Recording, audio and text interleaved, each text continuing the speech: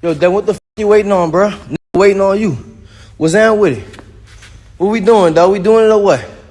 Come on, man. Nigga waiting on you, bro. Tomorrow the deadline. Come on, bro. Do I believe that Devin Haney will ever fight Regis? No, I don't believe it.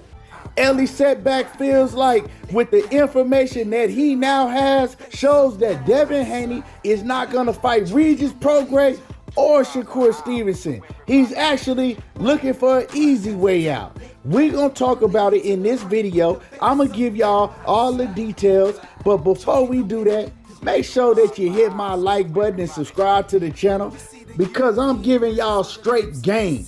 I'm about to give y'all 3 videos worth of content all in this one video. You can give a broke man a pot of gold, but you can't tell him how to spend it. So when he go flat broke again, he can't blame you. So hit the like button.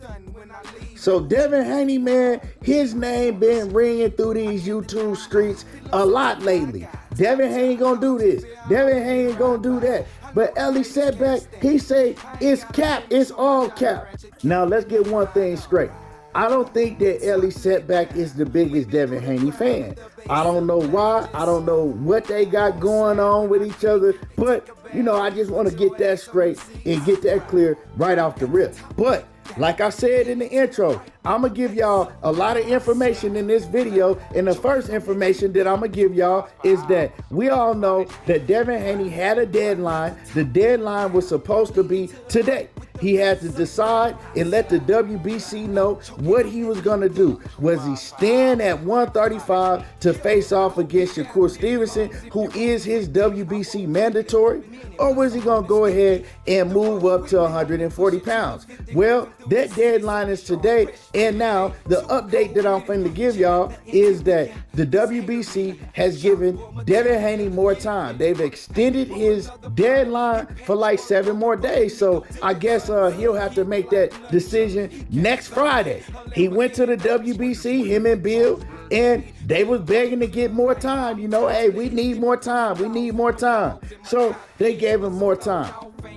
With that being said, my first question is, what you need more time for? We all know that you're not fighting Shakur Stevenson. You need to stop pump faking, stop all that bluffing. You're not finna fight Shakur Stevenson. It don't matter if the WBC come back and say, you know what, Devin Haney, you right. You deserve 75%. You still ain't gonna fight Shakur at 135. Even though it is more money than the Regis Prograis fight. And we know you ain't gonna fight Tank.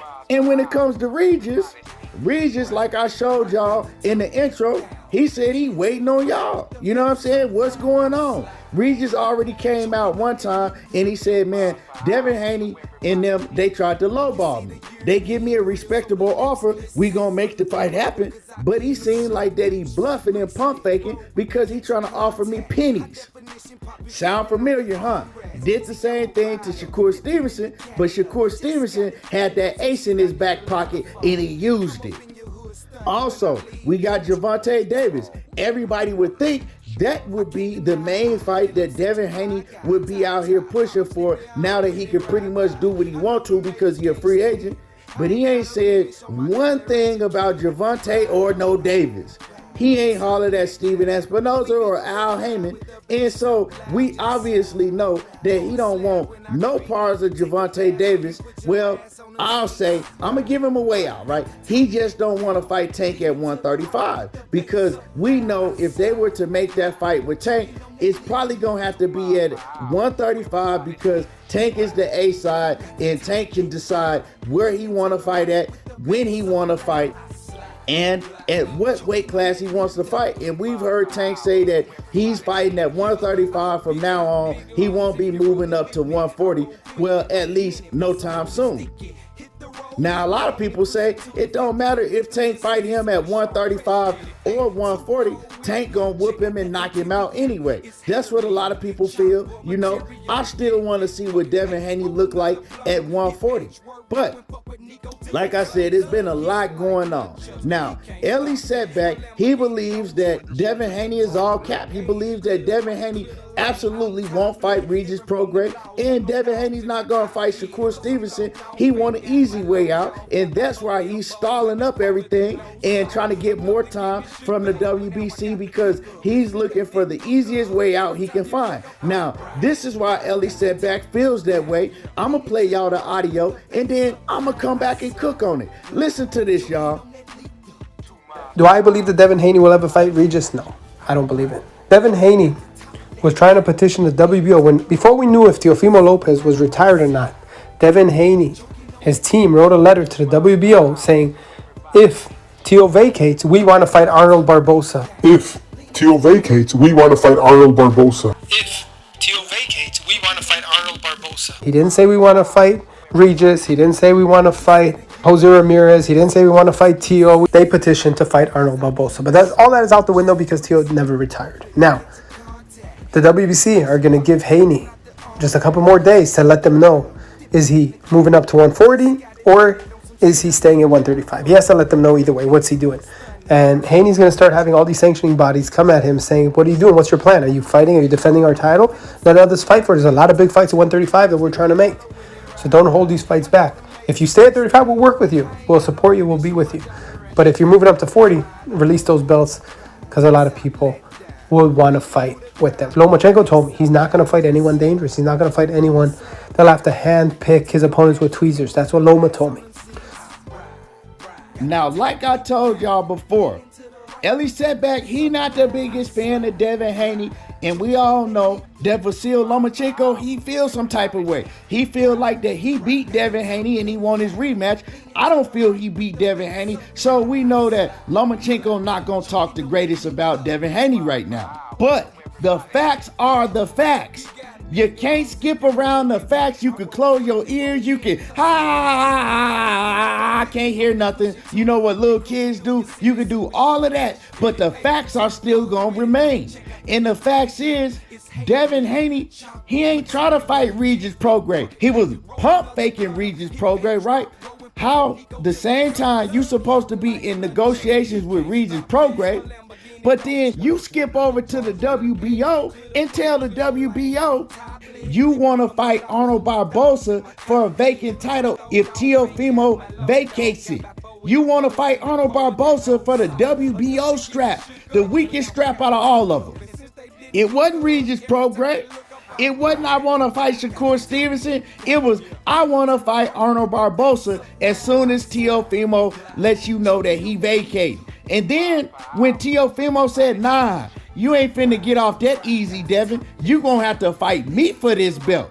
All of a sudden, Devin Haney, he don't want to go the WBO route no more.